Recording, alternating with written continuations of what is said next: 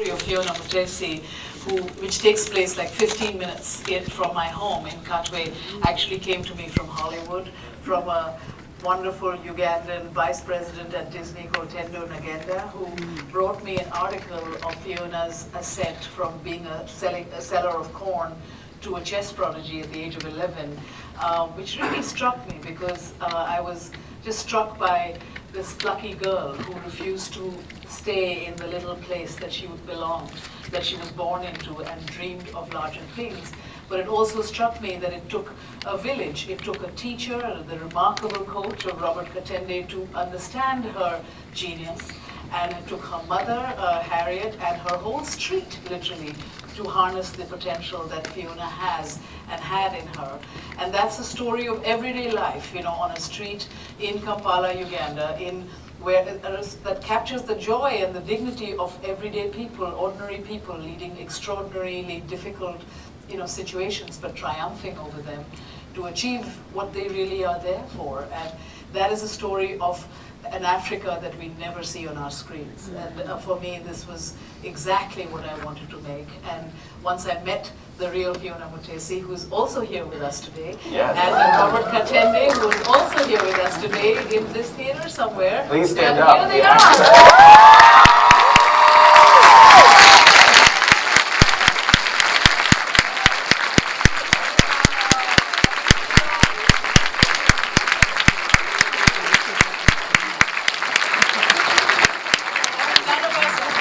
Without Fiona and Robert, and really they are extraordinary people who inspire us each day. David, my understanding is that this was a very important project for you. This was something you were truly excited to be a part of. Can you explain why? Yeah, I mean, when I got the script, to be honest, the first thing I thought is, did Disney get the memo about who is in this film and what it's about? And, you know, I have to commend Disney for making this movie. This is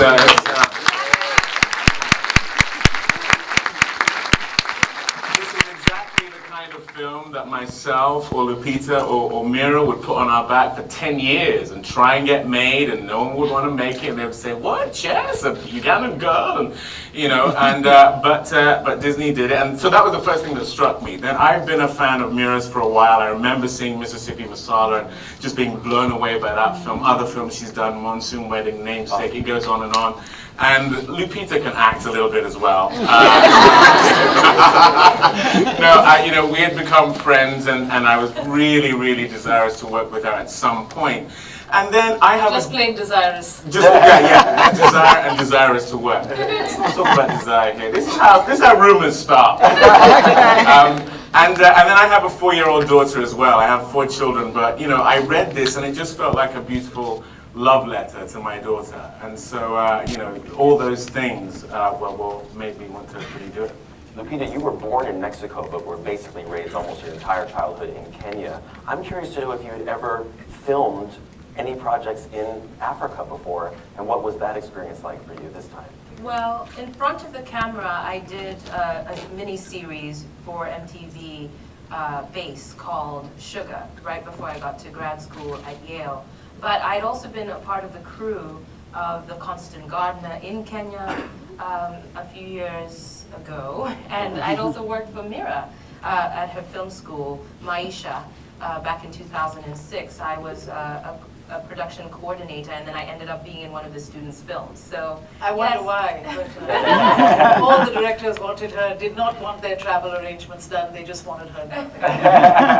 So yes, I had had some experience shooting on the African continent, but this was definitely the most comprehensive. You know, my first film, my first full-length film. And your crew was local? Did you bring them in? Was it a combination? How did that work? Well, the remarkable thing about the crew of Katwe is about 30% of the crew were Maisha alumni, you know, students who had graduated from our film school, which was really a beautiful thing to do. But also the heads of department were people who have worked with me for several years, you know, between Stephanie Carroll, the designer. Sean Bobbitt was the great director of photography. This was my first time with him. And he's a real son of the continent. He's made several films there. You know, and Barry Brown, who was the editor of this film, and this film was really constructed so much in the editing room.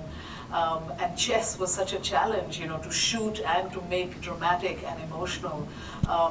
He did Salam Bombay, my first films with me, and so, you know, it was and Lydia Pilcher, who produced it, I've worked with her on every film for 25 years. So it's a real film family that I carry with me, or who carry me, I should say, into every film I make.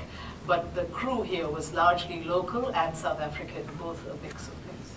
Madina, my understanding, correct me if I'm wrong, is that not only had you never acted in a film before, but you had never been to a movie theater and seen a movie on a big screen until you were filming this project, and you went and saw, what, Jurassic World?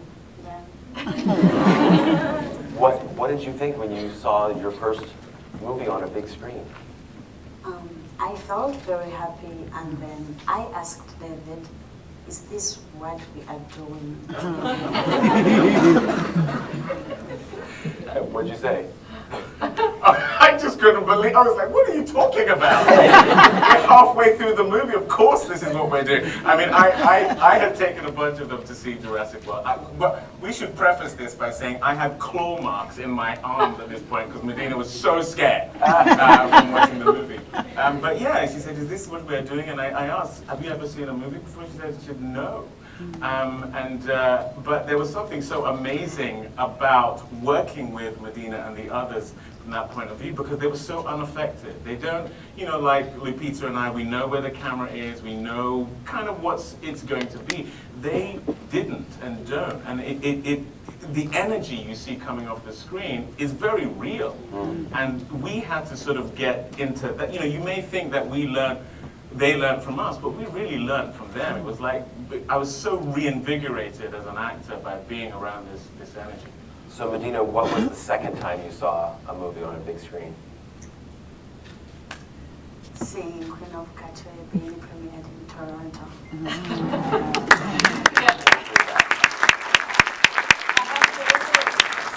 That I was sitting next to Fiona Mutesi while we were doing the world premiere of this film last Saturday, and this was the first film she had seen on the big screen ever, and it was the story of her life. It was a remarkable realization that that's really the reality, because in Kampala we have video shacks, we have pirated movies in video shacks, and we really only started having movie theaters about 5 years ago. So it's a new world, and a ticket to a movie theater costs as much as a person's salary for a month. So that's the reality of why movies are not that oftenly seen in theaters like this one. So basically, it's all downhill from here, Madina. Now that you've seen 2 movies, one was Jurassic World and one was you on a big screen, you should just basically never go to a movie again. The whole experience is ruined. You did such a phenomenal job, Madina, for your first performance.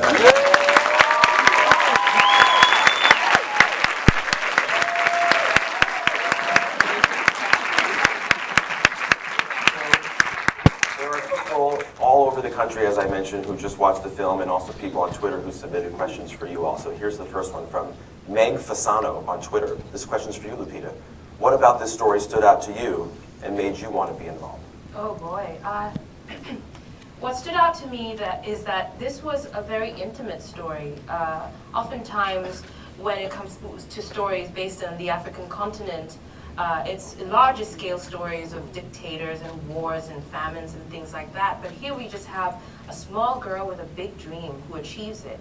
And there was a female character at the center of it, and that it's a story about realizing your dreams and the power of dreams. I mean, for me, this is a testament to my life, you know, having gone with my passion of acting and it having gone so well. And then the script came, and it's an anthem for the younger generation of how valuable it is to find out what you're passionate about and put your mind and heart to that, because then you are of use in the world. Fiona couldn't have known that when she was pursuing this chess that it would one day pull her family out of poverty. She also couldn't have known that her story would one day become a larger story in Hollywood on a global platform, and that she would one day be an icon for her country, you know, and be a symbol of pride for her country, and she couldn't have known that she would one day give me a job. And so for me, this is about the power of putting yourself to your passions, and what good it can do in the world, the way in which it can just reverberate. And that's what drew me to this story.